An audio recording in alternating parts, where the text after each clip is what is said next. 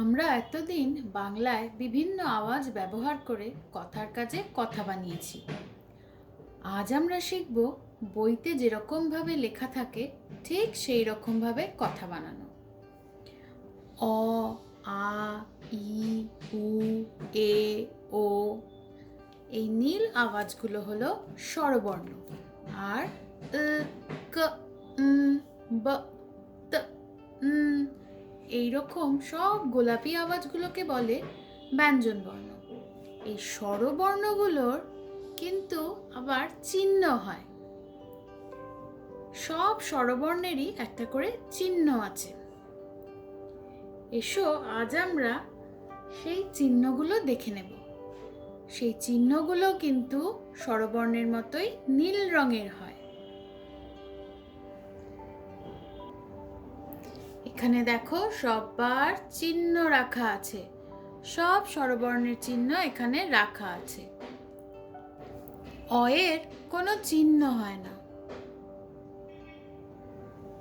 আ এর চিহ্নটা এইরকম দেখতে। এটা হলো ই এর চিহ্ন। এটা হলো ই এর চিহ্ন। এটা হলো উ এর চিহ্ন, এ এর চিহ্ন। আর এটা হলো ও এর চিহ্ন। দুটো চিহ্ন মিলে ও এর চিহ্ন হয়। একটা হলো এ এর চিহ্ন আর একটা হলো আ এর চিহ্ন। এ আর আ এর চিহ্ন মিলে ও এর চিহ্ন হয়। চিহ্নের কাজ করার জন্য কিছু নিয়ম আছে। এসো আজকে আমরা সেই নিয়মগুলো জেনে নিই। স্বরবর্ণের চিহ্নরা কিরকম দেখতে হয় সেটা তো তোমরা দেখলে। এবারে চিহ্নের কাজ করার জন্য কিছু নিয়ম আছে। এসো সেগুলো দেখে নিই। এই হলো আমাদের চিহ্নের চার্ট। চিহ্নের কাজ করার সময় সব সময় অবশ্যই আমাদের এই চিহ্নের চার্ট নিয়ে বসতে হবে। চিহ্নের চার্টে কি থাকে দেখো, বাঁ দিকে আছে সমস্ত স্বরবর্ণেরা আর ডান দিকে আছে সেই স্বরবর্ণের চিহ্নরা। এই যে গোলাপি খোপগুলো দেখতে পাচ্ছ, এই খোপগুলো দিয়ে ব্যঞ্জন বর্ণকে বোঝানো হয়। ব্যঞ্জন বর্ণের কোথায় কোন চিহ্ন বসে সেটা আমরা এই চিহ্নের চার্ট থেকে জানতে পারবো। চিহ্নের কাজের প্রথম নিয়ম হলো ব্যঞ্জন বর্ণের পরে যদি আমরা কোনো স্বরবর্ণ শুনতে পাই তাহলে সেই স্বরবর্ণকে সরিয়ে তার চিহ্ন বসাতে হবে। এখানে দেখো এটা কি আছে, কাক। স্বরবর্ণ আ আমরা কার পরে শুনতে পাচ্ছি? ক এর পরে। ক ব্যঞ্জন বর্ণ, তারপরে আমরা আ স্বরবর্ণ শুনতে পাচ্ছি। তাহলে এই আ কে সরিয়ে আমাকে আয়ের চিহ্ন বসাতে হবে। চিহ্নের চার্টে দেখি তো আ কোথায় বসেছে ব্যঞ্জন বর্ণের। দেখো আয়ের চিহ্ন ব্যঞ্জন বর্ণের পাশে বসেছে, পরে বসেছে। তাহলে আমরাও আয়ের চিহ্ন ব্যঞ্জন বর্ণের পাশে বসাবো। আ কে সরিয়ে আমরা আয়ের চিহ্ন বসাবো। আয়ের চিহ্ন বসানোর পরে এখানে যে ফাঁকা জায়গা আ সরিয়ে নিয়েছি সেখানে আমি এই কটাকে পাশে এনে রাখবো।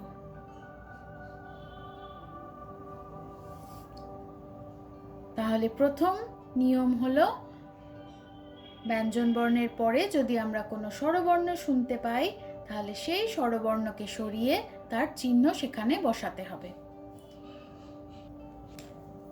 দ্বিতীয় নিয়ম হলো অ এর কোনো চিহ্ন হয় না। এখানে দেখো আমি কি বানিয়েছি, বল।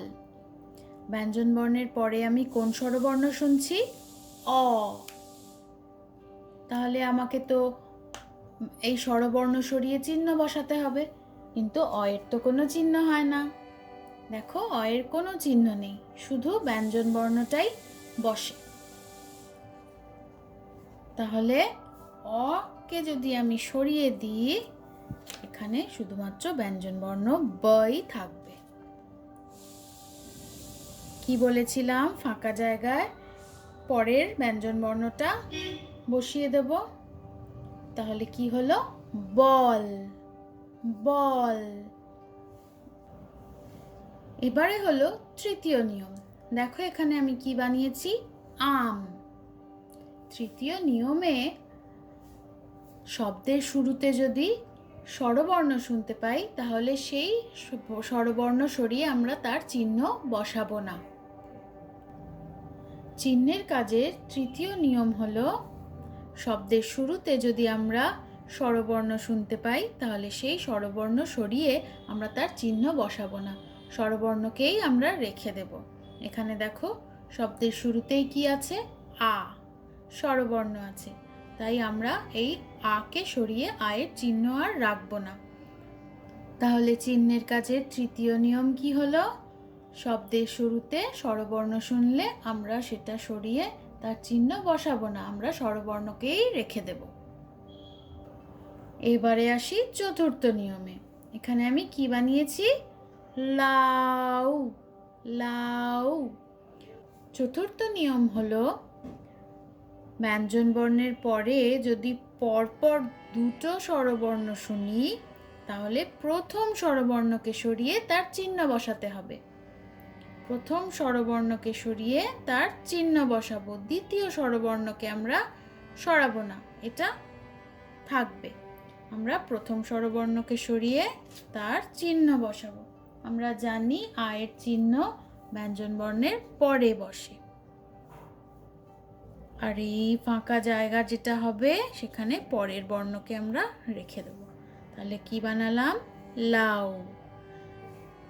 চিহ্নের কাজে চতুর্থ নিয়ম কি হলো, ব্যঞ্জন বর্ণের পরে যদি পরপর দুটো স্বরবর্ণ থাকে, তাহলে প্রথম স্বরবর্ণটা উঠে গিয়ে তার জায়গায় তার চিহ্ন বসবে, কিন্তু দ্বিতীয় স্বরবর্ণটা আর সরাবো না, দ্বিতীয় স্বরবর্ণটা থেকে যাবে। তাহলে তোমরা চিহ্নের কাজে 4টে নিয়ম শিখলে।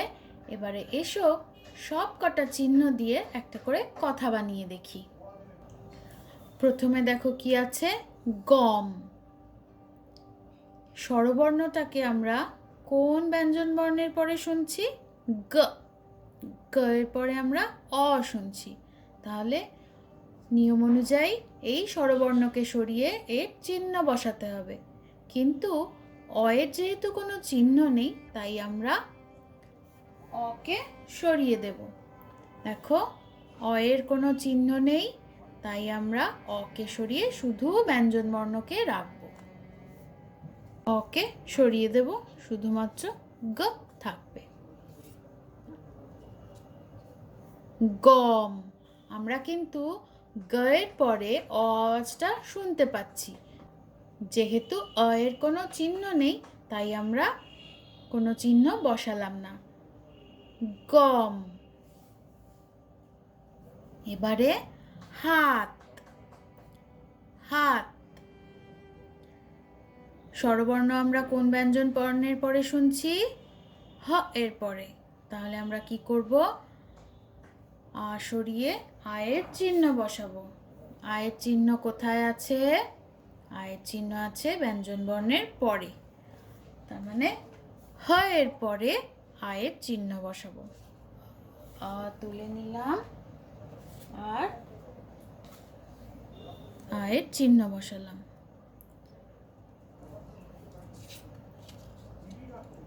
হাত।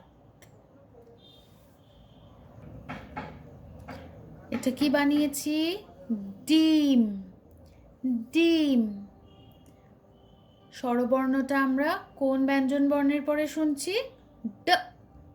ড এর পরে ই শুনছি, তাহলে ই এর চিহ্নটা, ই সরিয়ে ই এর চিহ্ন বসাবো। ই এর চিহ্ন কোথায় বসে, ব্যঞ্জন বর্ণের আগে বসে। কোন ব্যঞ্জন বর্ণের আগে বসে, যার পরে আমরা ই আওয়াজটা শুনতে পাচ্ছি। ড এর পরে আমরা ই আওয়াজটা শুনতে পাচ্ছি, তাই ই সরিয়ে আমরা ই এর চিহ্ন বসাবো ড এর আগে। ডিম, ডিম। এরপরে কি আছে? দুল, দুল।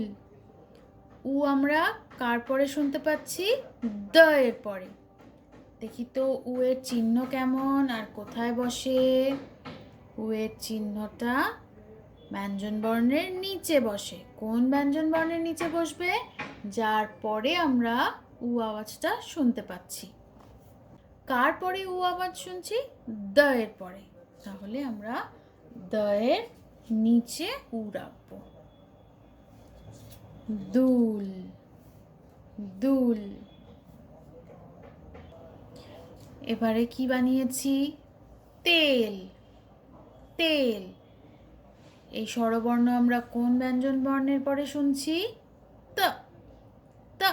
ত এর পরে এ শুনছি। দেখি তো এর চিহ্নটা কেমন? এর চিহ্নটা ব্যঞ্জন বর্ণের আগে বসেছে। এর চিহ্ন বসে ব্যঞ্জন বর্ণের আগে। কোন ব্যঞ্জন বর্ণের আগে বসবে? ত এর আগে বসবে।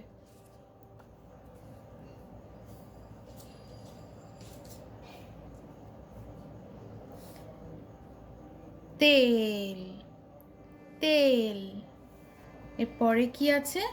লোক, লোক। ও সরিয়ে আমরা ও এর চিহ্ন বসাবো।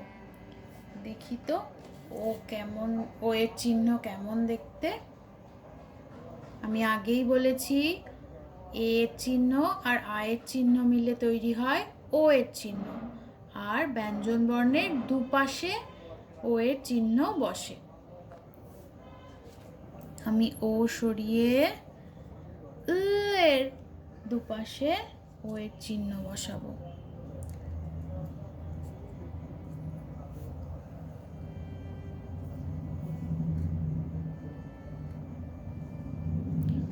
লোক। এই চিহ্নগুলো বসানো মানে কিন্তু সেই স্বরবর্ণগুলোই বসানো, শুধু স্বরবর্ণের পরিবর্তে চিহ্ন বসছে। কারণ এখন তো আমরা বড় হয়ে গেছি, আমরা আর স্বরবর্ণ বসিয়ে বসিয়ে কথা বানাবো না। আমরা তার বদলে বইয়ে যেরকম থাকে সেই রকম ভাবে কথা বানাবো। তাহলে বন্ধুরা, আজকে তোমরা শিখলে স্বরবর্ণের চিহ্ন কেমন দেখতে হয় আর তারা কোথায়, কে কোথায় বসে। ব্যঞ্জন বর্ণের আগে কেউ বসে, ব্যঞ্জন বর্ণের পরে কেউ বসে, ব্যঞ্জন বর্ণের নিচে কেউ বসে, ব্যঞ্জন বর্ণের দুপাশে কেউ বসে, আবার কারুর আবার চিহ্নই নেই। ভিডিওটা তোমরা খুব মন দিয়ে দেখো আর মন দিয়ে তোমরা চিহ্ন ব্যবহার করে কথার কাজ করো। আজ আসি, পরে আবার অন্য কাজ নিয়ে তোমাদের কাছে আসবো।